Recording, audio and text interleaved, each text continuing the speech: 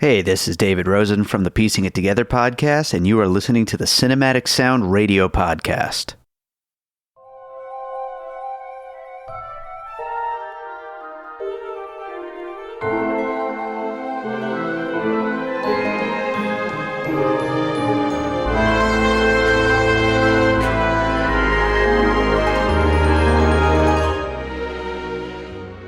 This is Talking Soundtracks with Jason Drury on the Cinematic Sound Radio Network.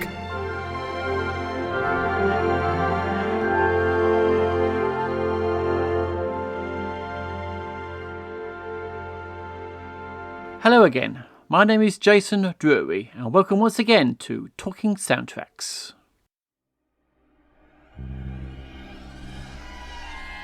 Ivory Wave is an experimental horror short that unsettles an audience whilst asking them to empathize with sudden tragedy. Much of Ivory Wave appears to be dreamlike, suspended somewhere just outside the bounds of reality. The film asks the viewer to surrender themselves to the immersive story. The slight disorientation that is presented mirrors how one might feel when in a drug-induced state. Brilliantly, the film surrenders itself to this disorientation as the lead loses himself to grief and substance abuse.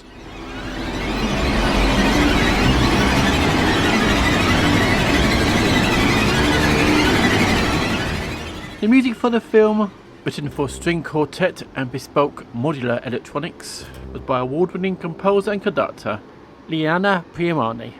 In October 2021 for Talking Soundtracks via Zoom, I had the pleasure of talking to Leanna at her studio in Santa Monica, California.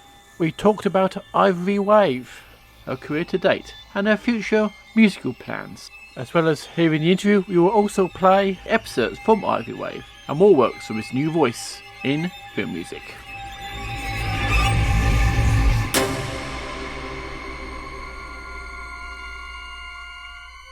Leanna Primiani, welcome to Talking Soundtracks.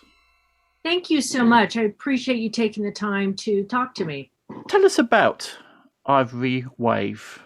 Well, it's interesting. The film itself is an experimental horror film. The director, James Quinn, is, in my opinion, a genius.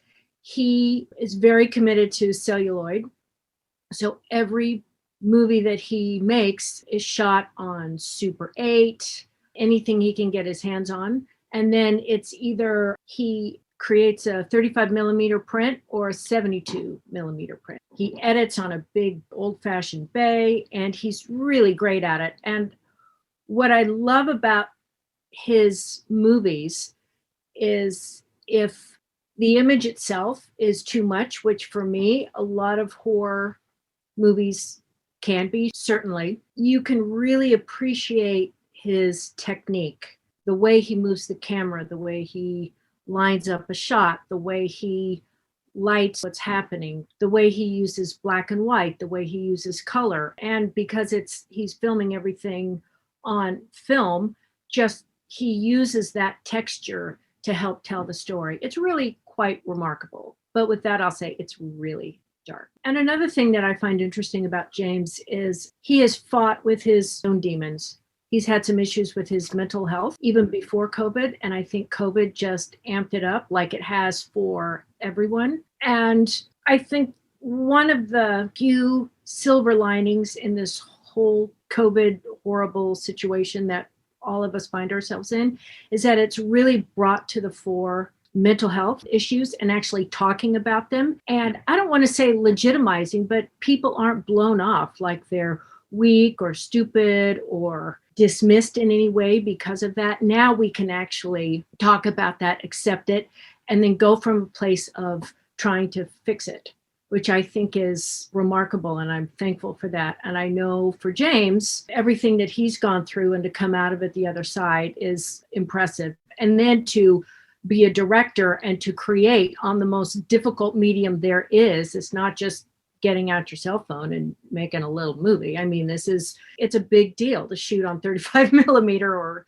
Super 8 or whatever it is and get it together. I also think a film like this is very interesting in this time because you can really relate to our own dreams and our nightmares and our own demons. When you see a film like this, although it's dark, it's not obtuse. We kind of understand the place where it's coming from because we've all had a little bit of that in our lives recently. So I think he did a remarkable job. We were just at the Nightmares Film Festival and he won a special award for innovation in horror film, which I thought was really great for him. What initially interested you to work on Ivory Wave? I've worked with him in the past, and he is really a great collaborator. He's so nice. I've never met a horror director or anybody in that genre who isn't the nicest person. The fans are amazing. People who work in that are incredible. So it's always fun. He really lets me do anything I want, which is nice. So I have free reign to be really creative and to take advantage of my training. First and foremost, I was a professional conductor, and then I made a pivot probably about 10 years ago and started writing music, something I never thought I would do. And then when I was getting my second master's degree at UCLA, I worked with a man named Paul Shihara, who in his own right is a spectacular composer, both a concert composer and film composer. And back in the day, he worked on something in the 80s called China Beach. I don't know if you guys ever got that. Some of you would remember. The reason I bring it up is because that's when you had to write 40 minutes of music in a week, like everybody who works on a television. It was a CBS show, but he put pencil to paper. There was no computer yet. Every week. He's really a spectacular composer. And he's the one that said, you really need to think about writing for film. And I thought, I could never do that. That's crazy. But then slowly but surely, I started getting interested in it, started doing more and more things. And so that's kind of how that happened. So my classical training has really helped shape my film music voice. So the kind of score that Ivory Wave is, it's very akin to, if your listeners have seen The Favorite and the scores of Yorgos Lanthimos. I don't know if anybody's noticed that music. It's not a composer. They're all what's called needle drops. He has the best taste, in my opinion, of music. I mean, I shouldn't say anything because I'm out of a job, right? But he, to me, is a genius. And I think the way he uses super legit classical modern music, Gubaidulina, Ferrari, all of these, living composers that are just doing things. In classical music, it's normal, but maybe for other people, it might feel a bit on the fringe, but it certainly is fascinating. So because of the way I was trained and the kind of music I conducted before I became a composer, my voice has always been towards that modernism, and it seems to fit not only horror, but most of James's work. So it's a nice fit. I can see that in the music I've listened to. Yes, it's a nice real mix of melodic and also the tonal stuff you do. How did you finally decide to score Ivory Wave with string quartet and electronics? Well, most of my music is both my concert music and my film music is always with live instruments and electronics. I love modular synthesis, and I have some other things in the studio here. But that's always been a part of my aesthetic. I studied at the CC Mix in Paris, which is Xenakis's studio. So did Alexander Desplat, actually, although 20 years before me. So I've always been interested in that kind of music concrète and that kind of Darmstadt, German, French, certainly Italian modernism with electronics, and nothing like, four to the floor with a beat. That was never me. It went the other way. So when it came to this, because the movie is just about one man and his reaction to the death of his wife, hence the nightmare starts for him. The movie didn't call for a big score, and I felt like a string quartet was intimate, and yet I could really, with a quartet, you have a range of not only octaves as to, very high and very low, but it can also be very intimate. It can be very big. There's a lot of things, if you know how to write for that ensemble, that you can do that sound not only interesting, but they also sound kind of quasi-electronic. So with the electronics underneath, It's kind of unworldly. And the film is itself, it's caught between a reality and a dream.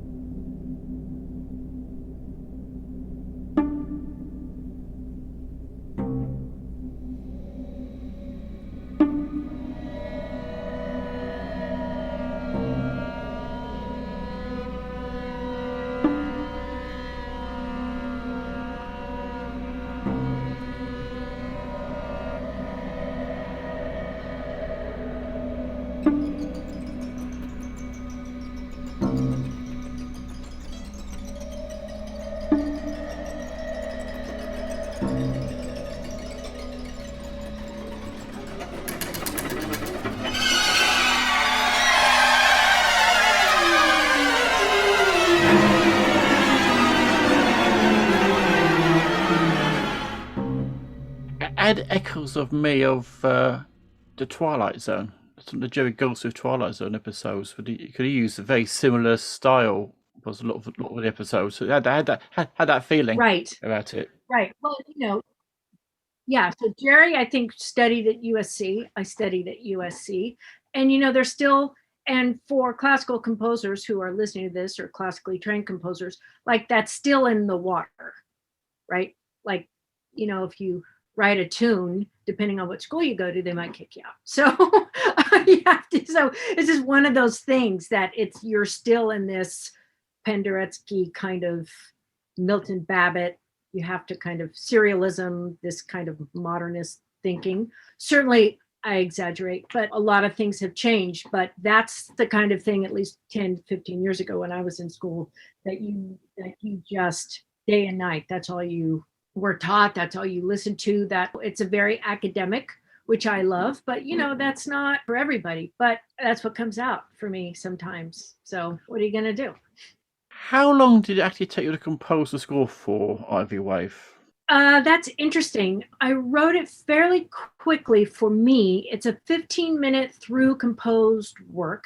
I wrote it so that it can also be played live to the film. I wrote it with that in mind, certainly. So it's almost like a concert work. Just kind of killed two birds with one stone with that. And it took me about, 3 or 4 weeks to write it, which was great. And then when we decided to record it at Fox, which was during COVID, which was amazing, then I was like, oh, I have to write a score to this. Look what I did to make my life so complicated. Which I've never done. So I had to kind of go back and rebar and figure it out and create the score, and so there, there's a lot of modern notation. There's box notation and extended string techniques and all of these things. And I do love to write like that because it's shorthand and I could write every little note and make it super complicated.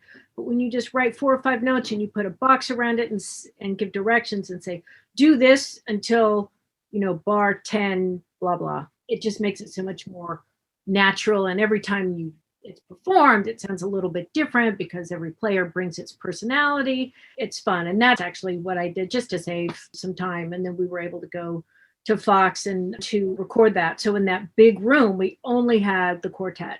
Oh my God, it sounds so beautiful. Damon Tedesco, who was my recording engineer, and he mixed and mastered the soundtrack, did an absolutely spectacular job. He knows the room so well.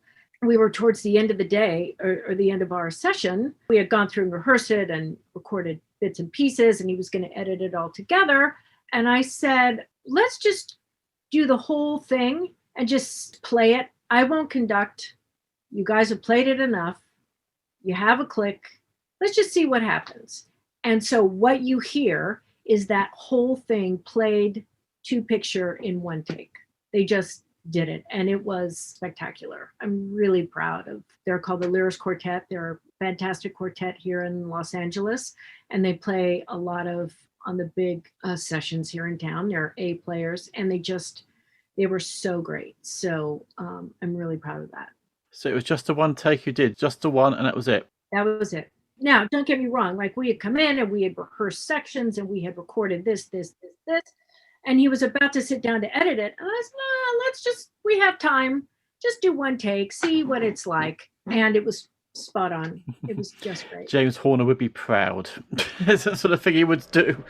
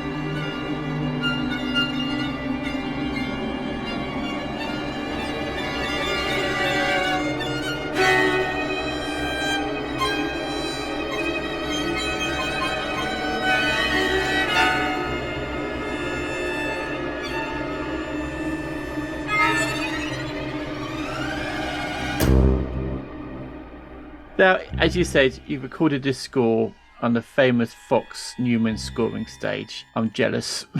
How did it feel entering that famous room for the first time? All that history, all those famous scores have been, performed in that big room. How did it feel going into there for the first time?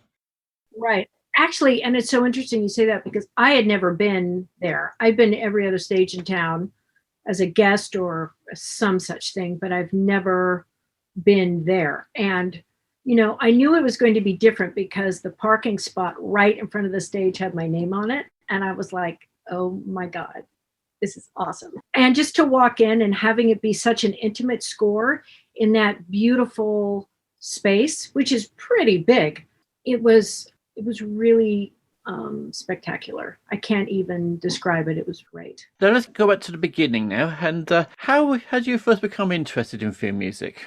Well, I've always enjoyed it, but I never thought about it per se. And then when Paul Shihara said that I should, think about it, even before that, when I was conducting some big international workshop, blah, blah, with a composer named Peter Utvush, who again is a, super modernist, earcom, that kind of thing.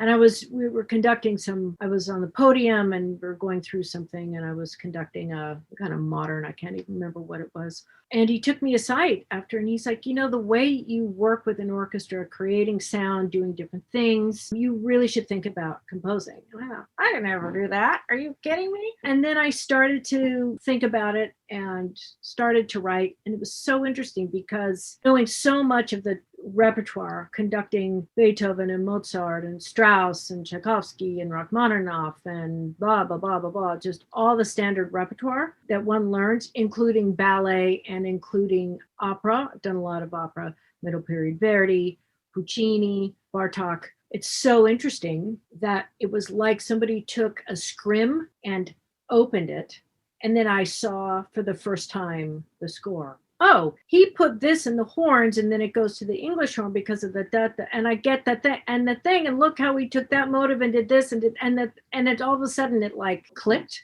So for me, coming from a place of, if I can say, real knowledge of how an orchestra works, just because I had done it that was my training, and I had worked as both a conductor of ballet, but in the States, the companies here are mostly Balanchine companies. So Stravinsky, all of those Balanchine ballets. So the music is killer. It's awesome. So having that experience and then coming to the film world and putting that to picture, well, I like to tell stories because I was telling stories through ballet. I was conducting wise, especially in the opera world, and conducting tone poems because I love big, fat orchestral works. And I feel that is my sweet spot as a composer. That's where my true talent lies, is writing orchestra music. How did you start as a conductor? How did that come about? I had it in my head. My aunt drove me I lived in the Central Valley in California, and she would drive to San Francisco every week to go to the opera on Sunday afternoons in San Francisco. I don't know if you're familiar with that opera house. It's spectacular. So I don't know, I must have been about 7. And she took me to see La Boheme, and Pavarotti was just there for a one-off. And I was like, wow, because his voice, and he was in his prime. And I just remember thinking, oh my God, I don't want to be that fat, but what's that guy doing? Oh, looks good, I'll do that.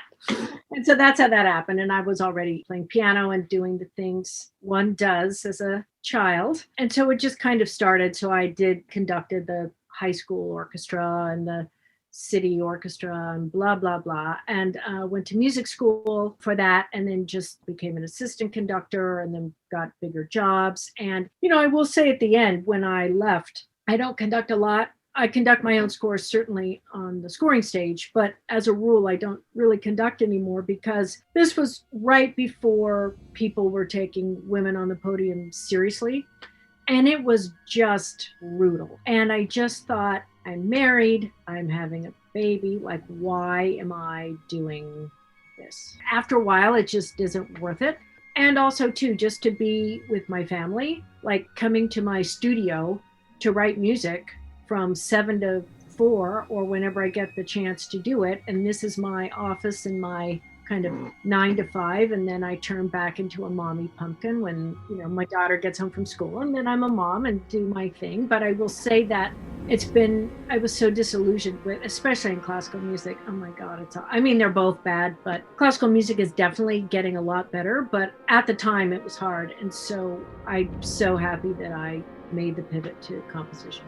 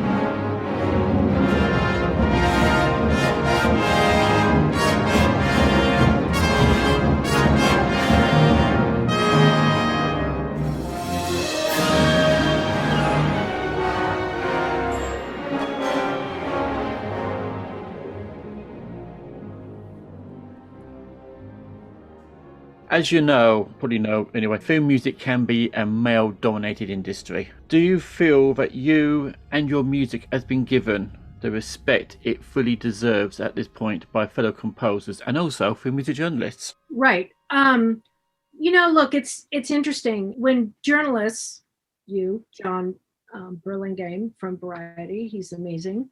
When people, and David from the Goldsmith Odyssey, just all kinds of people. It's so interesting when Jeff Bond, he's wonderful. When people hear, and it doesn't matter, journalists, whatever, when people actually hear the music, they seem to really like it. But it's getting people to listen in the first place. So that's been hard. And I will say, coming from a classical music background for me, because I got a little bit of a late start, I'm a late bloomer compositionally. Classical music likes that. I recently won something called a Toulmin Commission, which is a national commission here in the States from the American Composers Orchestra and League of American Orchestras. So I was awarded a big commission to write an orchestral work, which is going to be premiered in Houston in February. And because of that, all of a sudden, my concert work, during COVID, I had 9 premieres. So it's so interesting. That kind of opened the gates for me. I'm having a piece played by the Rochester Philharmonic, which is a very large orchestra here in this country. The Nashville Symphony's played my work. So slowly but surely, that has really been fantastic for me. But it's that same thing has not necessarily happened in the film world. I don't know. It's interesting. I still think there's a stigma about being a mom. Like they think, well, she's a mom, so maybe she's busy. And, it's that. But I don't know about England, but I know in the States, there was a thing on Netflix and they were interviewing women who are very powerful from all over, Hillary Clinton, et cetera, just about how the power in the workplace between men and women. And while the pay is getting to be almost the same, the fact that even comes out of my mouth, I can't even believe. The problem then becomes motherhood. It's motherhood that's the problem because you have to take the time off. It's the mom that's doing all of these things. They work from home. They've gone half time. So because of the way that it's set up, it's the mom that has to take all of that. And I think it's that mentality that is still prevalent.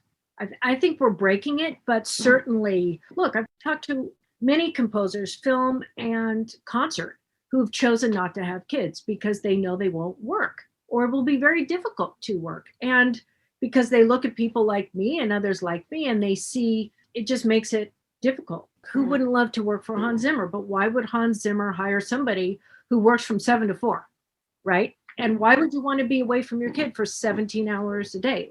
So there's a thing. I'm sure it's getting better. At least I hope it's getting better. But the only thing I'm interested in is having the opportunity to show people and have people listen to my music. That's the most important. Now let's go back. Now you said you were a conductor and somebody took you aside and said you should be doing composition and film music. When did you finally decide to get your first assignment in film music? And then what was your first assignment? Oh my gosh. My first thing was a student film at USC. I was getting my doctorate there. As part of what happens with USC in the composition program, you have 4 majors. So composition, one of them was music theory, 20th century theory, film music, and opera. Those were my 4. And so as part of that, I was able to take some classes in the film scoring program. And that was great. And because of that, the cinema school is right there. So I was able to score a bunch of student films. And that's kind of how that worked. Did you choose the films you wanted to work on, or was they assigned to you? You go and it's just like how you hustle. You just go and you, at the time, you gave your CD or whatever it was, or email links and blah, blah. And you just found out who the directors and the producers were and what was in production. And you just went like everyone else and pitched. And that's how that worked. And then somebody works with you and then blah, blah, blah.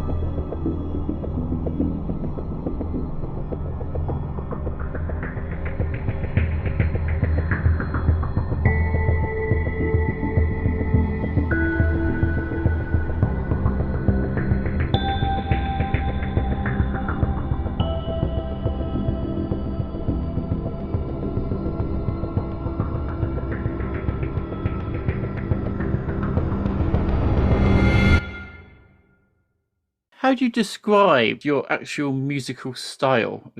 Can you describe your musical style? What's that Frank Zappa quote that's so famous? Talking about music is like dancing about architecture. I mean, he's got a point. It's difficult to say. I think my voice comes from the way I write a tune. And what I mean by that is, for your listeners, when you hear John's melodies, he's been writing for a long time. And it doesn't matter if you're not familiar with a movie that he did in the early 70s, or it's Close Encounters, or it's whatever. And whatever it is, like sci-fi or thriller or drama or comedy, whatever, you can hear immediately his tune without anything else. Like, that's who he is. And it's the way he uses the tessitura, lots of skips. And that is absolutely his voice, the way you could just tell by his melodies, number one. I think that's a trait of mine. You can always I write a certain kind of tune. I'm certainly not comparing myself with John Williams. Please don't misunderstand me. I wish I could sound like him. It doesn't come out. And another thing is the way I orchestrate. I orchestrate as I go, as I'm writing. That's how I was trained, and that's what I do quickly. It was interesting. I was working with Howard Shore at the Aspen Music Festival way back when I was in school. He said, never let anyone orchestrate your music. You should at least orchestrate a lot of it yourself. He orchestrates everything, just like Jerry. He takes the music from the yellow paper and puts it on the white paper. I mean, it's very clear. And he says that because when an orchestrator comes in, they're putting their voice on your notes. And then it's not you. And you can go to the date and you're going to hear the music and you're like, I didn't write this. Like, where did this come from? So I make it a point to orchestrate all my own. And I'm pretty quick at that. So it's a matter of just having somebody take my electronic scores and putting them in paper is essentially. And I pride myself on that. So I think those are the two elements of composition that I think define me and define my musical voice. You started short films. How did you get your first feature? I just remember somebody hearing about me. I will say I've had great luck with my website, and I've also had luck with my music on the concert stage, and I think people are curious. And when they go to the website, they see I have a film music page and I have a concert music page. I have as many recordings and videos as I can of performances and music and scores as well. And I think people just get curious because I don't think many film composers have an active concert career.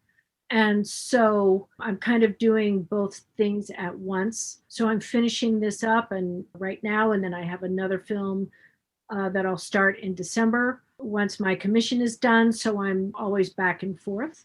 And so I think that's a little bit unusual because usually it's focus on one or focus on the other. And I try to keep it pretty even. Maybe that means I don't work as much here and I don't work as much there. I don't know. I know one thing that we had talked about was the fact that I know a lot of up and coming composers have worked for more established composers. Unfortunately, I don't know if that's because I came to composition late, because I'm classically trained and I don't build beats and I don't do that kind of thing. I've never had a mentor in that respect.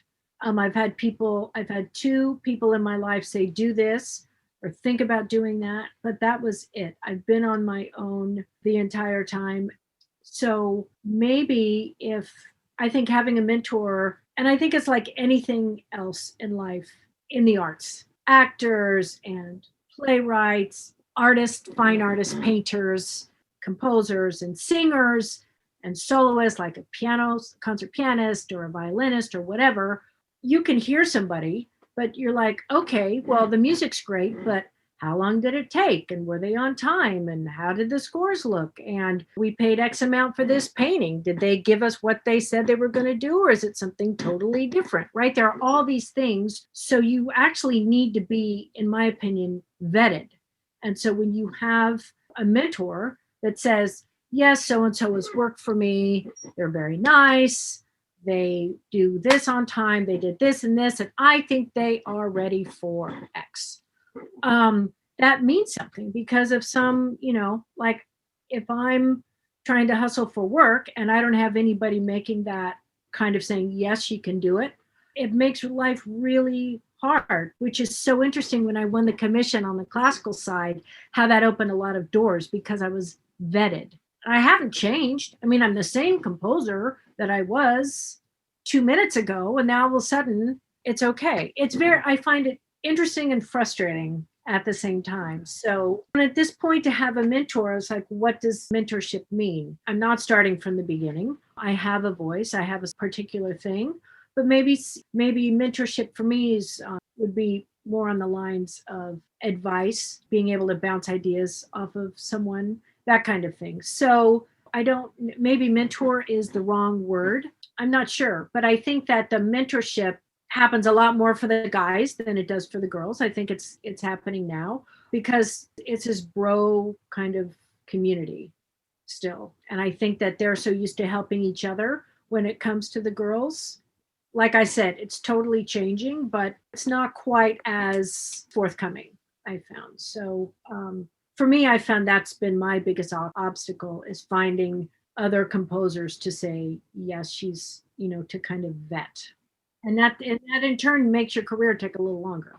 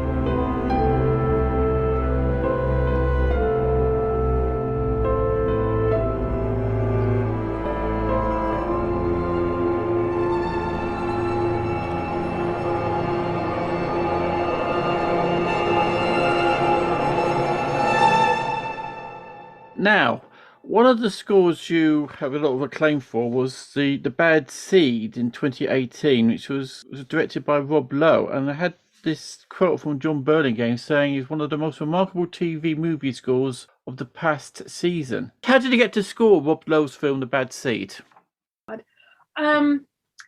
So when you don't have a mentor and you're just in big bad Hollywood on your own, one cold calls, or at least I do, and I'll admit it. There's no shame in that. I hustle as much as I can. And I had done some work for the producer, Mark Wolper, and I literally emailed him once every 3 or 4 months. Hey, here I am. You have anything for me? I'd love to work for you again, blah, blah. And literally I did that. So if this is my trajectory and this is his, sooner or later, they're going to meet. So my email happened to hit at the time when they were in pre-production in this movie. And I got an email out of the blue, at least I thought it was out of the blue, that said, hi, I do have something for you. I think it's right up your alley. It's a horror film. It's The Bad Seed. I grew up watching that as a kid, and I know the story, and I'm really excited. And he said, well, come up with a demo for us. That would be great. And I said, okay. And I'm fretting, like, what do I do? What should I write? And maybe they want this or that. And my husband finally looked at me. He's like, why don't you ask? I was like, oh, good idea. So I reached back out again and I said, Mark, I think it was a couple of days later, I'm in the process of this, but I was hoping that I could pick your brain about what you wanted. Stupid thing. Maybe if I had somebody tell you, always ask. And he's like, well, maybe you want to talk to the director. And I thought, that's weird. I think the director is, and then I hear, hello, this is Rob Lowe. Oh my God, I almost Rob Lowe. And so he was very specific about what he wanted. He said he wanted The Shining meets Out of Africa. That's what he wanted. So he wanted something that had a beautiful tune and that was lush, but still at the same time, dark and ominous. So that's kind of right up my alley. So it was wonderful. I wrote that, I don't know, pretty quick, 6 weeks. We recorded a 30-piece at Warner Brothers. So the score just sounds really beautiful.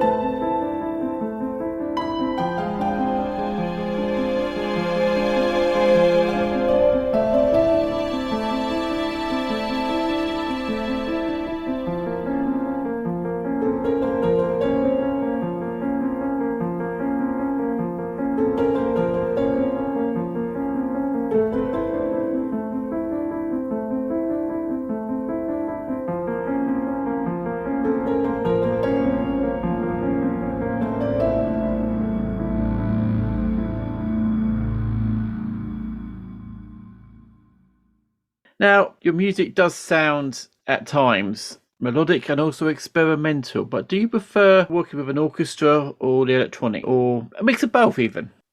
Right. I usually write both. Even in my concert music, I usually have electronics. I wrote a piece called 1001, and that is a piece for electronics and orchestra. And so that is played, the electronics is played in the hall while the orchestra is performing. I think it's quite effective. I love to do both, but if you had to make me choose, it would be orchestra. I mean, I know that the best. You're going to talk about, an ensemble and a kind of a sound. I feel that's my strong suit, and I love to write for that genre.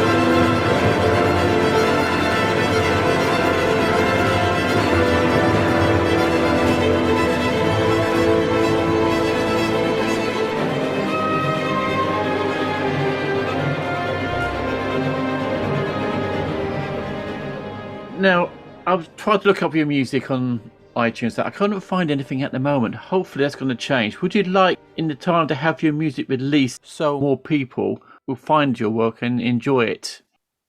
Right. Well, I'm glad you mentioned that, because this score, Ivory Wave, my previous scores have not been released simply because of the fact that they weren't allowed by the production company to be released. So I'm kind of stuck. But Ivory Wave, I actually had the permission to create an EP of the score, and that is going to be released on the 12th of November. And for people who pre-save or who have the opportunity to download it on Bandcamp or pre-save it on iTunes, as a thank you, I'm giving away the PDF of the score. If he's interested in seeing a kind of interesting notation, box notation, etc., it's there and you can follow along with it as you listen. I've actually released things under the moniker Anasia. And so I have music out there with that, but nothing as Leanna Primiani. So I'm really excited and really proud that this is my first one, especially having Lyris and having Damon and being at Fox. I'm so proud of it. Which composers in the film music world do you most admire, and which has influenced your music over the years?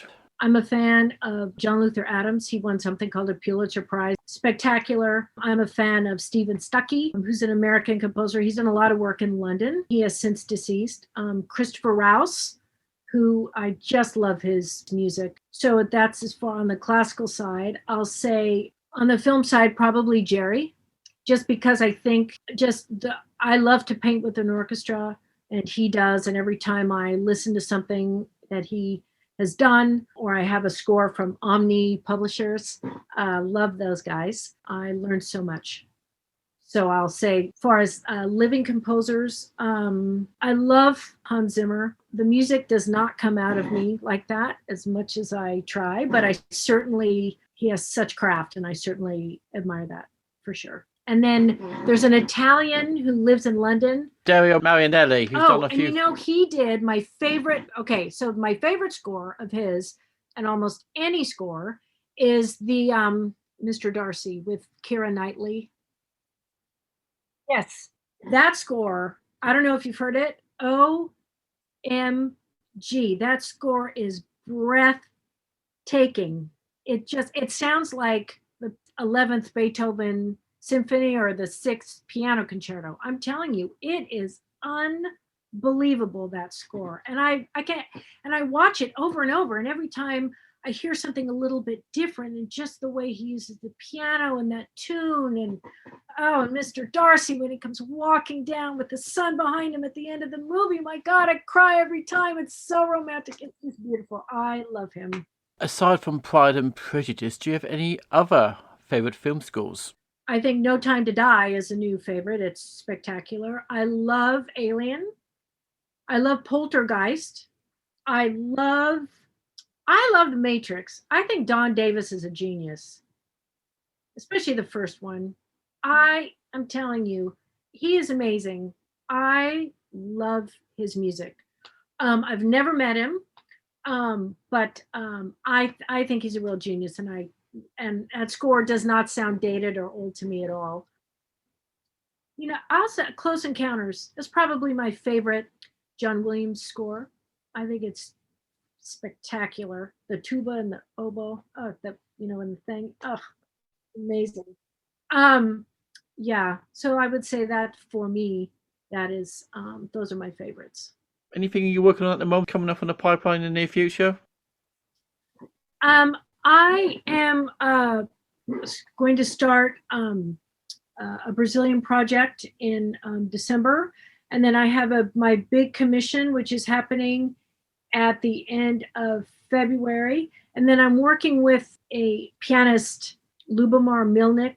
He's really quite spectacular. He's come up with this kind of new technique called continuous music. It's really quite remarkable. I'm working with him on a new album. He had a few placements on Mayor of Easttown. So I know if you heard his music, you would recognize it. So we're starting to work together, and I'm really excited about that. Finally, how do you hope your career is going to pan out in the future? Just keep working. If I had a choice between TV and features, I would opt for features, or like a mini series, like something of Mare of Easttown would totally be up my alley. Those small 6 or 7 episode shows, those two things is my dream to do, because just doing a film, getting it done, and then having time for my concert music, and then going back, instead of having a television show where it just keeps going and going and going and going. I know that's kind of the gold standard for a lot of composers, but for me, I really want to stick with features and shorter television projects. That is my dream. And like I said, if there's an opportunity, my dream would be to write The Exorcist. If I ever had that opportunity, I would love that. And like you watch it now and you're like, and apparently who's the little girl? Linda Blair. She went on, I saw an interview with her, and she's like, we all thought it was stupid. Like, people were shaking the bed and I was doing this and that. She's like, I don't know why people are so upset. It was just such a silly thing. Like, we didn't know, like my mom did, nobody realized what a thing it would be. And you look at it now and look, you can tell it's iconic, and just the way that they did it, and think the way he used music is very effective. But you just look at it and it's like, time for refresh. Time. And I do hope that dream project comes to fruition for you. Leanna Primiani, it's been a pleasure talking to you today. Thank you for joining us on Talking Soundtracks. Thank you so much, and thank you for your time. I'm so appreciative. I do hope you've enjoyed our interview with award-winning composer and conductor Leanna Primiani on Talking Soundtracks or the Cinematic Sound Radio Podcast Network. And if you want to know what music was played on today's show, please go to the music playlist on the Cinematic Sound Radio webpage at cinematicsound.net. And I must also thank Derek Orsina for writing the Talking Soundtracks theme music. I leave you with more music from Ivory Wave, which was released digitally on Bandcamp and all other digital platforms on the 12th of November. My thanks again to Leanna Primiani for joining us on Talking Soundtracks today, and until we meet again, from me, Jason Drury, is take care and happy listening.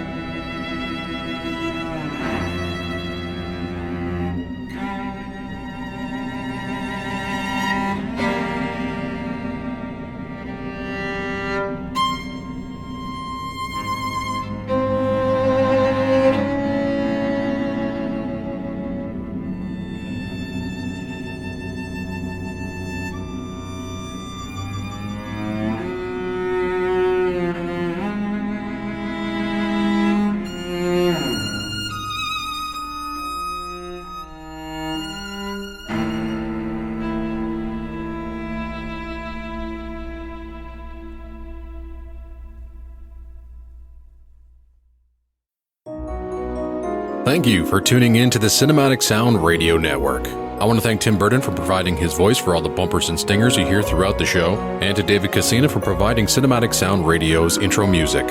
If you have any questions, comments, or concerns, please email us at cinematicsound@yahoo.com. You can find us on social media at CinSound Radio on Twitter, at Cinematic Sound on Facebook, and from wherever you're listening to us today, please leave us a 5-star rating and a positive review. Reviews help introduce potential new listeners to the show.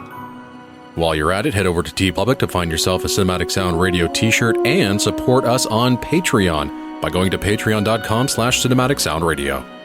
And don't forget to check out Cinematic Sound Radio at cinematicsound.net.